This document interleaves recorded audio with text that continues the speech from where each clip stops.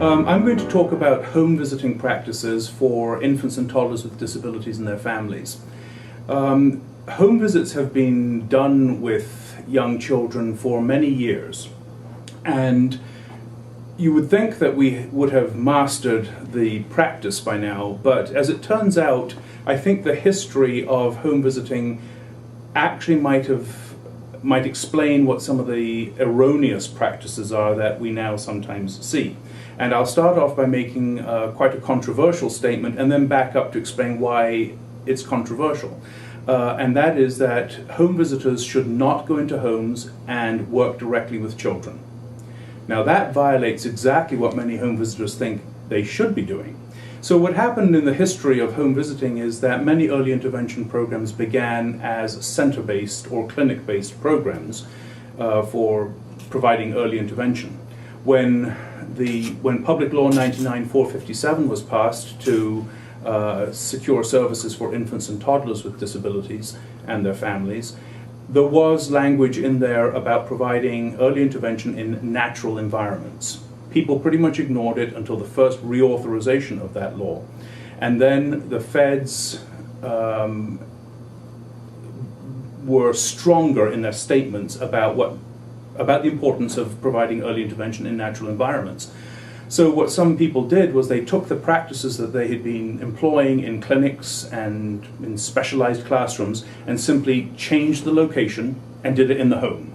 So that's where we started seeing people walking into homes with big toy bags, sitting down on the floor and doing activities with the child. Now that approach is very interesting because it also has led to home visitors asking questions like, how do you get the parents more involved in the home visit? Which should be a non-question, because if you go to visit the adults, then the adults aren't going to be in any way uninvolved.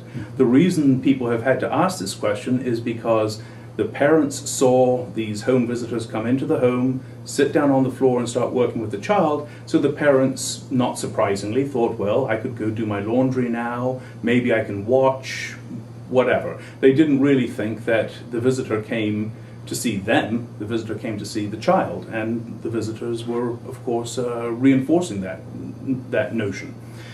So the problem with, there are a number of problems with spending time working directly with the child.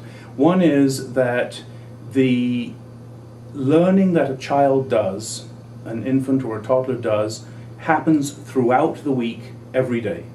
It doesn't happen in these isolated, hourly visits once a week.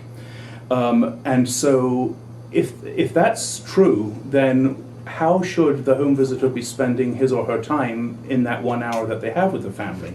Should it be trying to teach the child, or should it be trying to provide the family with support so that the family can then be teaching the child, which they are anyway, but teaching the child even more effectively during all those other many hours of the week?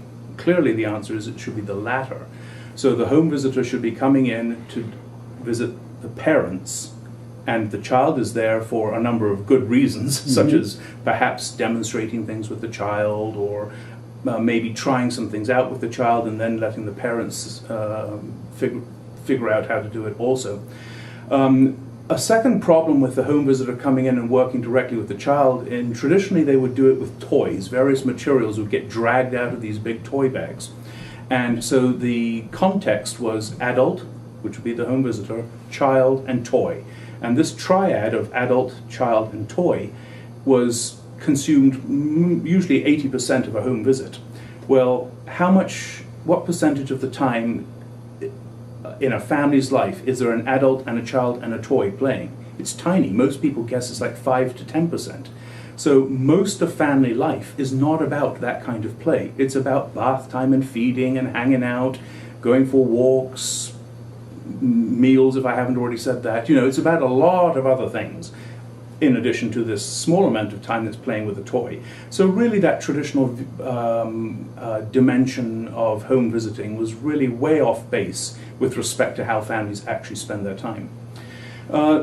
Related to this, and a very important dimension of how home visits really should be done, is making sure that the plan everybody's following is a good, functional, family-centered, routines-based plan.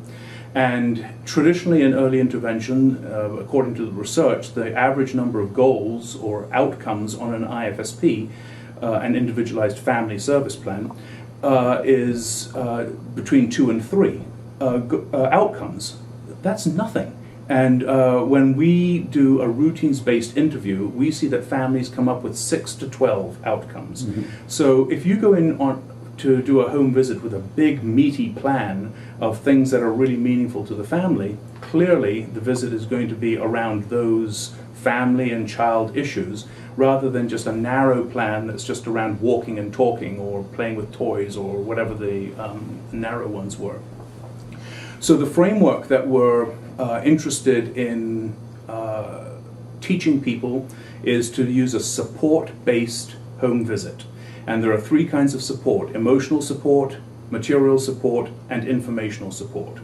Emotional support consists of many types of professional behaviors, but they should include being positive about the child and parents, being responsive to the parents, oriented to the whole family, not just the target child, friendly, and sensitive.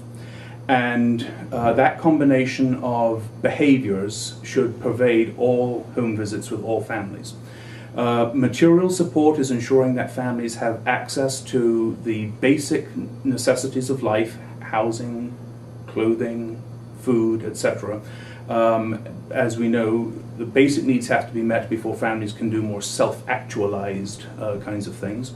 And then the third kind of support, informational support, is most families want information about the child's disability, about resources and services, about child development, and then the big one, what to do with their child. Mm-hmm. And so home visits are about what to do with the child and all those other things, but always based on the family's day-to-day life, which is what we mean by routines. And with that kind of an approach, so that addresses family life, not just child functioning, ultimately the child is going to be able to function better, because it goes on, the teaching goes on throughout the day, and we're helping the parents to be the kinds of parents they probably want to be. Excellent. Thank you very much. You're welcome.